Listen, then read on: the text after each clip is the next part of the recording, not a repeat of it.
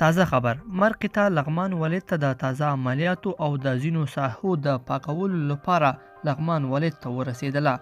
دا چې په لغمان ولایت کې څنګه طالبانو ماته وخوړله، څنګه لغمان ولایت د طالبانو پر هایدره باندې بدل شو، مرکې ته به څنګه دلته بیا خطرناک عملیات ترسره کړي، په دغه ویډیو کې را سره وګورئ. یو چینل سبسکرایب کړئ.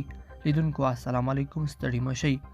د مرکې تی 40 کسیزه ډله هم لغمان ولایت ته ورسېدله.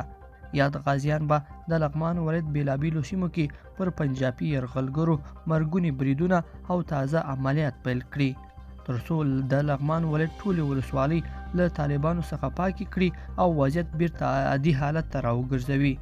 دا په داسې حال کې ده چې تېره اونۍ طالبانو له څو خواو څخه د لغمان ولایت په ښار باندې برید کړی و ترڅو ښار ونیسي، خو طالبان په ټول قوت سره ونه توانېدل او سخته ماته یې وخوړله او غاښ ماتونکی جواب افغان ځواکونو ورکړ او لغمان ولایت یې ورته په هدیرې باندې بدل کړ.